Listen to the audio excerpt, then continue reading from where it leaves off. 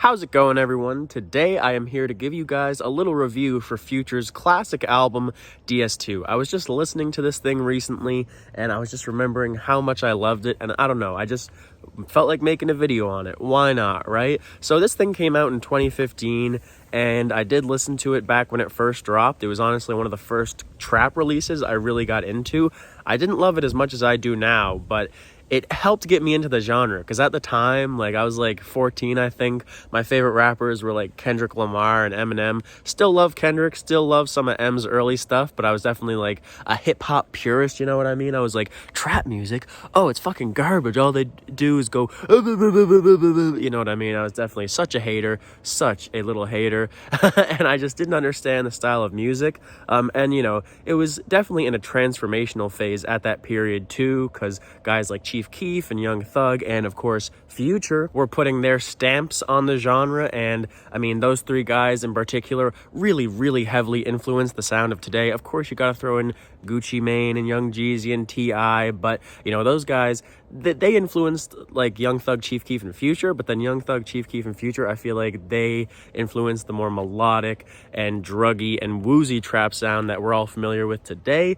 And so this album here, DS2, it definitely added a lot to the genre that, whether it was stuff that Future was doing for the first time or whether it was just stuff that he really popularized around this era, the sound of this album, you listen to it now, this still sounds like something that could come out in 2021. And I mean, maybe you can say that just means the genre hasn't progressed that much in 6 years.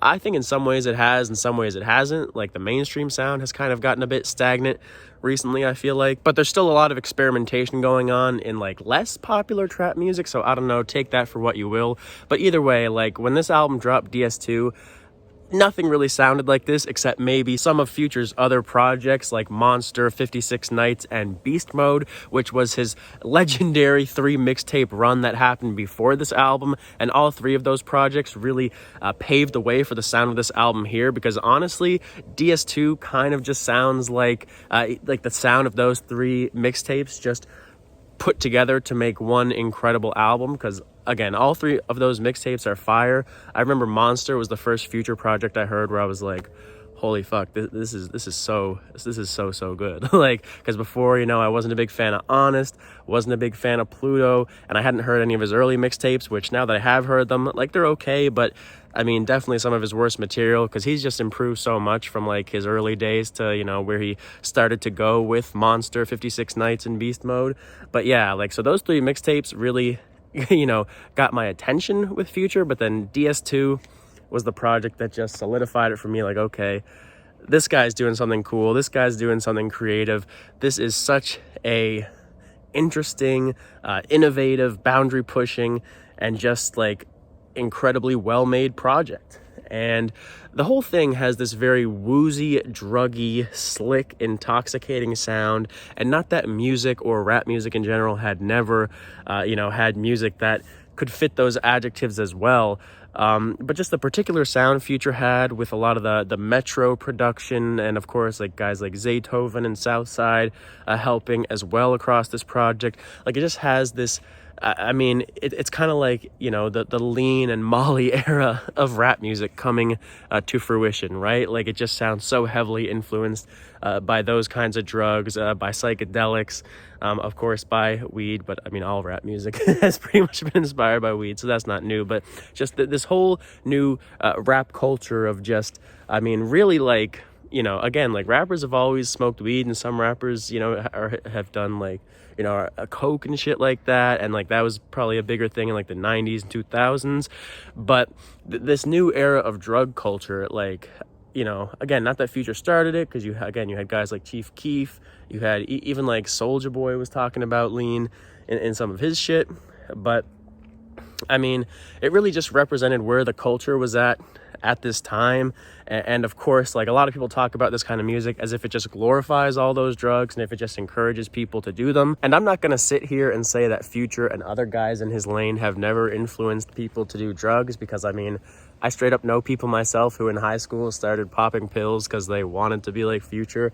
And even Juice WRLD has said before that he started drinking lean because of Future. So I mean, it's definitely a thing where just all art, and especially like music and TV and movies, like it can be very impressionable on younger minds, and that's not a new thing. I mean, people have been accusing artists like Eminem and Marilyn Manson and even rock and roll back in the day, like, for corrupting the youth. Like, that's always been a thing. And so it's just kind of changed over time. Like, what exactly are they influencing people to do? Like with Eminem, it was like promoting violence and like violence against women. And now with this new era, it's like promoting, a lot of drug use, but like, harder drugs than just weed and shit, promoting like lean and Molly and like on pills and all that kind of shit. And so there's definitely a conversation to be had there. But in the actual music itself, like, these dudes are talking about how addicted they are and like how much these drugs are ruining their lives. Like, I understand how, like, on first listen, like, I used to think the same thing, right, when I was in my trap hating phase and I hated like mumble rap and all that shit. Like, you definitely just think like, oh, they're just talking about drugs all the time and how great drugs are, blah blah blah. But when you actually listen to what these dudes are saying, and like the tone of a lot of their music is like super sad and depressed, like, these guys are not saying go out and do drugs. In fact, like, most of these artists that you could name, like most artists who talk about that shit, you can find multiple songs they have where they're like, do not do this shit. Like, this shit is painful. Like, this is a painful lifestyle. Like, they're really just rapping about their own pain and their own demons and their own addiction that they're dealing with. But then I guess like a lot of kids don't really understand, right? So they're just like, oh, this sounds like fun. Like, Future seems like he's living a fun life. Like, I want to live that life. But I mean, to me, the life that Future depicts in his lyrics, and I mean, it's one of the reasons I like him, is like so fucking dark. Like, I mean, I'll just say, I've said it before on my channel, but for anyone who's new, I do deal with like depression and, some other mental health stuff. And so like when I hear Future's music, like to me, it's like, I mean, a lot of it's super hype. It's super fun, super catchy. Don't get me wrong. Like, it's not straight up sad, but there is a deep sadness in a hell of a lot of his music. Like, sometimes it's more overt on albums like Hendrix, or even on songs like on this project, like Blood on the Money or Know the Meaning. Like, those songs are just undeniably like really depressing, really sad, really real and raw, and just like dealing with Future's emotions and just like, all the dark shit he's been through, a lot of his trauma, that's all over this album as well. But then even other times, like even on happier songs, it's just like, like it's definitely very hype, but it's like there's just this hint of like the pain that he's gone through. So it's just like, it's a lot deeper and a lot more intricate than a lot of like outsiders who don't really listen to this kind of music give it credit for, you know what I mean? So it's like, I think it's totally fair if you're a parent and you want to not let your kids listen to this kind of music just for fear that they'll like take it the wrong way, or if they do listen to it, like make sure you have a conversation with them and like let them understand the reality of this shit, and that like this isn't meant to be like, oh, just some casual fun thing. Like, no, if you try harder drugs, there's a good chance that it could fuck your life up. The first time might be for fun, and then you start doing it just on your own, and then it kind of gets out of control. I won't go too deep into it. I won't say I was ever like on the verge of needing rehab or anything, but I definitely have had my own struggles with it, and I mean that often does come with bad mental health. But I'm doing good now, and I'd say it was a short-lived phase, so we don't need to worry about that. But I just think that when you listen to songs like Thought It Was a Drought or Lil One or Stick Talk, like, yeah, those songs are bangers. Those songs are just fun as fuck, and they bring a big smile on my face. But when you actually listen to his lyrics and you like listen to like the tone of his voice, again, you just feel a lot of soul there. Like, I mean, I said this once like on Twitter, and I don't know if people took it as a joke, but it wasn't a joke. Like, I really feel like trap music is like the blues of the 21st century. And I thought I was so clever when I said that, but I recently found out that like a lot of people have kind of made that connection. Even I think if you go on Future's Wikipedia page, I think there's some quote from some critic where he says like that Future is making the blues of the 21st century.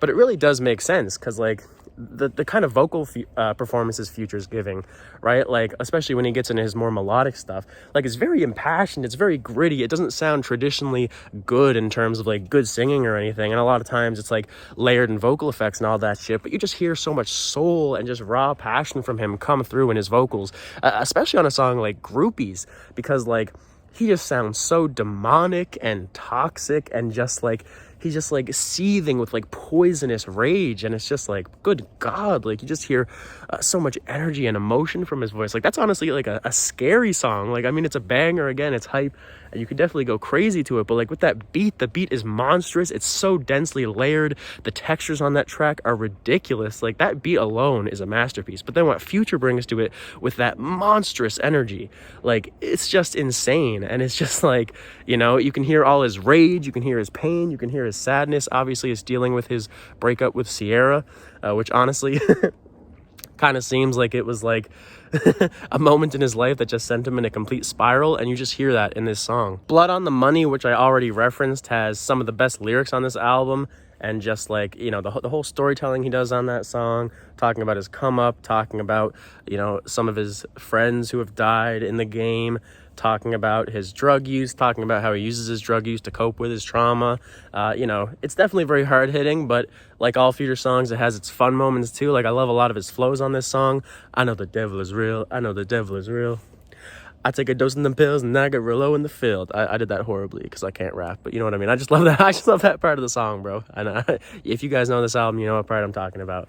But anyways, he's just so slick with it. Like that second verse of Blow a Bag, his flow on there is crazy. Blow a Bag, by the way, might be Future's most underrated song. Like people always talk about March Madness, Codeine Crazy, Throwaway, Thought It Was a Drought. Like all those are fucking amazing songs, do not get me wrong, but I really strongly believe that Blow a Bag should be mentioned up there with all those songs like that are just Future classics, because like, oh, this song is just crazy. Like that propulsive beat, like I don't know what that sound is that's laced into there, but it just sounds like a fucking like explosion or an eruption that just keeps happening like in a very bassy kind of way. It just like swells up through the mix, and like this song just sounds like a fucking rampage, and Future just goes crazy on it. He goes absolutely nuts. And again, even though it's that type of rager hype song, there's still a lot of sadness in here, like that part where he's talking about like how his granddad has passed away, and he's talking about some of his friends who's passed away, and as he's talking about it, like he just like his voice just gets sadder and sadder. Like he talks about like if my granddad was here, I know he'd be proud of me. If you know, Lonzo was here, he never would doubted me. Like just as he keeps listing these people who are not in his life anymore, who have passed away, like he just sounds sadder and sadder and sadder. And like I think it's a really underappreciated moment in the song, because it like, I don't know, I just think it's a really cool effect how he starts off, he's rapping so confidently, but then as he's like rapping about these dead relatives and friends of his, he just gets like bleaker and bleaker. It's like he's losing his strength, because like, you know, these people who mean so much to him are not in his life anymore. I Serve the Bass has one of the craziest, best beats I have ever heard in not just trap but rap. Like that beat on Serve the Bass, man, it is so like, how do you describe it? Like, yeah, it's super distorted, super bassy, super grisly. It sounds like a fucking chainsaw just ripping its way, shredding its way through Future's performance. And I really think the choice Future made on here for his performance was interesting, because you could hear this beat and you might expect him to go like have some like crazy over the top vocal performance like he does on songs like, again, Groupies, or like from, you know, like after that from Monster. Like you might expect him to have that more booming over the top vocal style, but he really keeps it low and reserved, and it just makes this song so cold and cutthroat, right? Because you have this crazy, again, just like shredding beat that just, again, like the textures on there, like I don't know how you can describe it, because you really just can't like recreate that with words, you know what I mean? It's something you just have to hear. It's just grisly. It's just absolutely it's insane. Like, I mean, I even know a lot of people who aren't really big on trap music. Even when they hear the song, they're like, holy fuck, man, like this is just this is just ridiculous, right? So it's just like, but yeah, and then with Future just like keeping it more cool and collected on top of that, it's just so gangster, man. It's just like he feels like a mob boss, you know. He's talking about his days of serving bass, selling cocaine, and it's like, it's a damn fucking good song, man. Then you have, of course, Thought It Was a Drought. Man, what a perfect intro to this album. Just those, you hear those woozy, syrupy, metro booming keys just coming super slowly. Do do do do do do do. Ah, man, I suck at singing more than I suck at rapping, so I fucked up the melody too. But again, you guys get the idea if you've heard the album. But just like those notes just slowly creep in, slowly get louder. Then you hear like the shaking ice of his cup, and then you hear Future, like he starts like mumbling. He's like, and then he comes in with the iconic dirty soda, Sprite, Lee, white, Pura, iced tea, fully loaded, AP. And then the beat drops and the hook comes in, that legendary chorus, and he just starts going off. Then the verses, he goes off like, oh my God, man. Like, and the beat just like, it starts off with those simple notes, but the beat keeps getting more layered and dimensional. Like, all of these beats are just like, there's so much, I've used the word texture a lot. I'm trying to think of another word, but it's just like, they're so dense, like not just in terms of the layering of them, but just the sound of them is so rich, you know what I mean? Like, it really is just like transporting you to this whole other dimension, this drugged out, leaned out, woozy, syrupy world. And it's just like, I don't know, I cannot think of another album that does what this album does with its soundscape. And I mean, again, Future is one of the main appeals of this album, like his performances and what he brings to it. But just if we're just talking on the production and just the soundscape this album brings, it really does just like craft a world of its own, and it's definitely one of my favorite things about it. On Lil One, I love what he does with his voice as he's delivering the chorus. No one keep that mask on. I'm gonna keep that cash on. I'm gonna drop that bag on it. That like that inflection he does, that's just super like gaudy, and like his throat's all strained, and it's just kind of like, and he's definitely like manipulating his voice in a super cool way. And I mean, that's one of my favorite things about this new melodic trap scene in general, is just how like, now guys aren't just playing with their flows and shit like that, but they're actually playing with their voice. And I mean, of course, you gotta give guys like Chief Keef and Young Thug, once again, props in that department.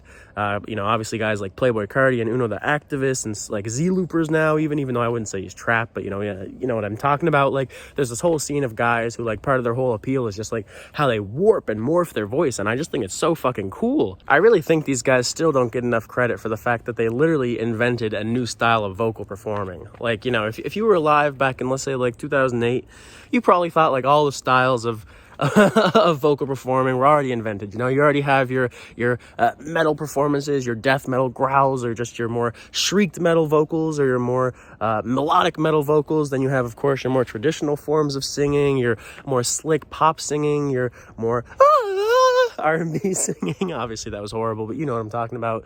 Then you have just like your Adele style, like Amy Winehouse style, like deep rumbly bassy singing. You have different forms of rapping, like, whoever thought that guys like fucking Young Thug, Chief Keef, and Future, and again, lots more now, Playboi Carti, all these guys, who thought that these guys would come in the game and literally invent new ways of performing? Like, I just like, it's incredible to me, especially Young Thug. Like, what Young Thug added to rap and to music in general is fucking insane. Like, there's a reason why legends like Elton John like respect that man so fucking much. And I love hearing Elton John talk about Young Thug, because it's just like, these dudes are incredible musicians, and they really realize that like these guys like Thug are just pushing the boundary so fucking much, and have just innovated in a way that is just like, it's mind-blowing, it's incredible. But anyways, back to Future. Like, again, that Lil One chorus is fire. He does stuff like that again throughout this whole project. Already mentioned Groupies, on Where You At, a very mumbly Future performance, but still a very like strained and weird vocal delivery. Where you at was there, where the bitches didn't need me.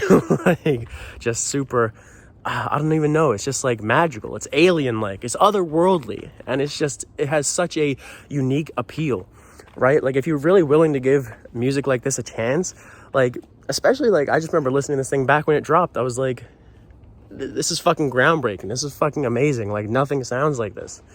And kind of as I alluded to at the start of the video, this album has only gotten better over time for me, because I've just come to appreciate trap music more, especially like, I always appreciated the vocal delivery and the warping and eccentric voice performances, but like now I really realize that like Future's just a good technical rapper too. Like, he has so many flows on this album that are super dope.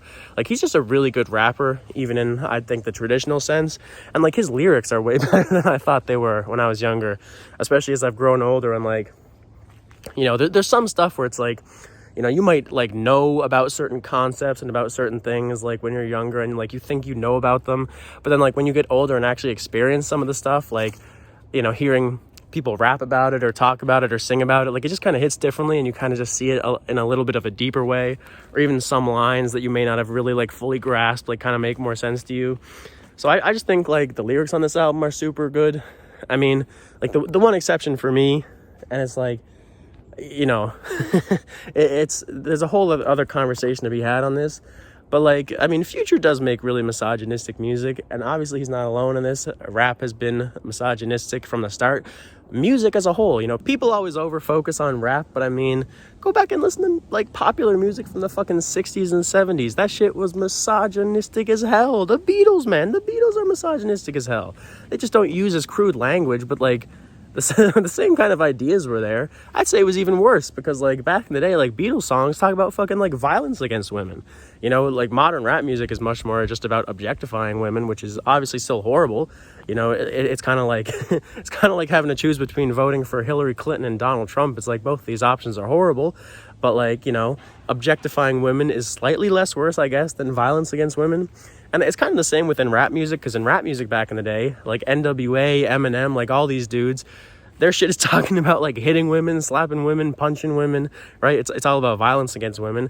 So like, you know, dudes like Future, who are definitely still very misogynistic, like at least they're not talking about that shit. At least it's more just in the objectifying sense, which at least, it's still very bad, and it's not something I get behind. I know there's a lot of lame ass Future fans. I have to say, man, like Future has one of the worst fan bases. Like, even as a huge Future fan, like I do not like to associate with a lot of the Future fan base. And I know there's other Future fans out there who are more like me, but there are just these like sicko lame ass Future fans who like the main reason they like Future is for the misogynistic shit. Is like, bro, you're so lame. Like, you're like, how is that any different from being like a fucking incel, man? Like, what the fuck is wrong with you? Like, oh yes, I love talking about how much women suck and how they're just sex objects and fuck women, man. Like, I'm so cool. No, you're a fucking loser, bro. Go outside. Jesus Christ. But anyways, like, it's kind of a thing where it's just like, the way I see it is like, there's so many things I love about Future's music that like, I like Future's music despite like the misogynist shit. And he definitely, like, he wasn't as bad with it back in the day. He's kind of leaned into it more in recent years, which I don't think is a very good move for him. If anything, he should be moving away from it. It was almost kind of weird to see like the progression, because he used to like advertise himself more as like a trapper, or like a street rapper, or like a drug, like kind of rapper. But now, like, he honestly like advertises himself as like this like misogynistic dude, and it's just like, why? Like, come on, bro, you're like 37. Like, what are you doing? I love Future's music. I like a lot of what he does with it, but I also, like, I don't hate women. And, like, I think that a lot of the shit is just garbage. But it's just, like, again, so, like, if someone doesn't like Future's music because of that shit, like, how am I supposed to blame them? Like, especially, like, for women themselves. Like, if they don't want to listen to this shit, it's like, how can you say they're wrong? Like, obviously, like, it's very problematic in that sense. But, like, then I also just, like, kind of, I grew up listening to Eminem, like I said, and in my opinion, Eminem is way more misogynistic than Future, especially in his music. Like, Future, honestly, is probably more misogynistic outside of his music than in his music at this point. But what I'm trying to say is, like, growing up listening to Eminem, like, I'm kind of very just accustomed to, like, loving music that has shit in it that I, like, disagree with. And again, like, even, like, I like the Beatles music, but, like, I don't agree with the shit where they're talking about, like, oh, if you break up with me, I'm gonna come find you and kill you, like, because I'd rather you be dead than be with another man. It's like, what? Like, what the fuck are you talking about? Like, really, like, if you're listening to male musicians, like, I hate to say it, like, not that every male musician is misogynistic, but a lot of them, especially mainstream ones, are, you're gonna find that in there. So it's like, you can either boycott it all, or you can just, not let it influence you and just be smart enough to recognize, like, I love everything else about this music, but I'm just going to kind of ignore that bullshit in there, and like I'm doing now, like, make it clear. Like, I'm not going to sweep it under the rug and act like it doesn't exist. Like, I'll straight up say, I think that stuff is bullshit. And I think hip hop, it's slowly progressing, but I think hip hop really needs to move away from that shit. And it's nice to have guys now like JPEG Mafia or Denzel Curry, or guys who like kind of have lyrics now that are a lot more progressive and like, feminist. Like, I don't know if they'd call themselves a feminist. Like, JPEG Mafia probably would. I don't know about Denzel, but it's like they definitely have bars that are a lot more, I mean, not just respectful to women, but actually like outspoken and supportive women. So it's like, I think hip hop needs more of that shit for sure. Definitely got to get away from like She Belonged to the Streets, like that whole shit surrounding Future, like that whole meme. It's like, go away. That's so stupid, man. Like, grow up. Are you 10 years old? Are you 12? Like, again, like all these people who just like are like, oh, Future, the king of misogyny, we love you. It's like, bro, you are lame. You're a fucking lame-o. But anyways, I just got totally derailed. That's besides the point. But I just feel like you do kind of have to mention that on an album that has the song Real Sisters, which, bro, I love that song, okay? I love that song just because musically, I think it's crazy. I think Future's melodies on there, like the subtle melodies he does, like, I don't know, they just sound so haunting, and just like, I love the kind of like ice cream truck sounding instrumental. It's just the whole vibe of that song, like musically, I just think it's incredible. But lyrically, it's I mean, he has no respect for women on that track. Like that's the tamest way to put it. Like, it's just like, you know what I mean? So it's like, I feel like I have to bring that up as someone who kind of, I guess, cares about those issues, right? Like, I'm not, like, I would way rather hip-hop move in the JPEG Mafia direction than move into more of this bullshit, like, you know. But I mean, again, like, you also can't just say that hip-hop musicians do it, because it's all over the place in music. And not only is it all over the place in music, but we just live in a misogynistic world in general. So this is kind of just a reflection of that. And again, not to excuse it, you know, I think Future should really educate himself and grow up, because, like, I do think it's just childish the way he acts, you know, kind of, at least on social media. Like, I don't know the man, but just like him playing into the whole king of misogyny or like toxic king shit, like, it's just like, it's super lame, bro. Again, you're 37 or some shit. Like, if you're still doing this when you're 40, like, bro, like, seek help. Seek help. But besides all that shit, I still think Future is a super innovative and creative musician who has made an album here, DS2, that is a classic. I don't really think you can dispute that. You know, people might be like, oh, it's only been 6 years. Like, how can you say it's a classic? I think that every album has like a different time span of like when you can say it's a classic. And I honestly think DS2 has been a classic since at least last year, right? Like, some albums like To Pimp a Butterfly or like My Beautiful Dark Twisted Fantasy, I legit think those albums were classic as soon as they came out. Because if you were just around when those albums came out, like getting number one on every single year-end list of like not just publications but like fans, like every hip-hop fan in the world was like, those albums are incredible. Like, there's no way you can see that type of reception to albums like that and think they won't be classics. So I do think there is such thing as an instant classic, but I think they're really rare. But then there are other albums like this where just like 5 years later, you can really see how influential it was, how innovative it was, how one of a kind it was, and it's still looked back on as one of the best in the genre. So like, how is it not a classic? You know what I mean? So yeah, I do think this is a fantastic album. It's one of my personal favorites of all time. It has unlimited replay value. Every single time I play it, I have so much fun. I'm just blown away by it. I think it's amazing. Again, the misogyny part is probably going to be super dated, hopefully. Like, I feel like if anything about this album dates poorly, it'll be that. Like, people will look back on it in 20 years, kind of how people look back on like Eminem's Kim now, you know what I mean? But personally, I just think there's so much more to this album. Like, I think the misogyny is like 5, 8, 10% of it, and like 90% of it is, you know, it's the music, it's the vocals, it's the rapping, it's the innovation, it's the talking about his trauma, his depression, his come up, his demons, his hustle, his pain, you know, his lifestyle. Like, there's so much more to it than that. So I do think it's totally fair to be like, yeah, this album's misogynistic, but I don't think it's fair to say like, you know, if you like this album, you're a misogynist, because I feel like, you know, if I like 90% of something about an album, I shouldn't like be forced to, you know, hate it just because of that 10%. Like, I mean, you know, I guess it's fine if people disagree, but that's just me. Like, I feel like as long as I'm speaking out against it and being like, yeah, that part of this album is bullshit, like, I don't know. I feel like I should be able to enjoy the rest of it and just take what I take from it, which is, again, more about the demons, the mental health stuff, and just like the incredible drugged out sound of it, and just the unique musical elements. Like, all that is like, you know what I mean? Like, an album this innovative and this radically different, and like that is such a now it's like, it's really clear like how much this album like changed the music game. Like, you know what I mean? Like, if I can go back and listen to, you know, Beatles albums that changed the game, that have very questionable content, and, you know, no one's gonna question you for liking that. Like, I feel like it's the same thing. Like, yeah, fuck John Lennon, he was an abuser, but I still like the Beatles, you know what I mean? So I just feel like it's kind of the same case. I mean, I'm probably, you know, I feel like I can separate the art from the artist a lot of the time.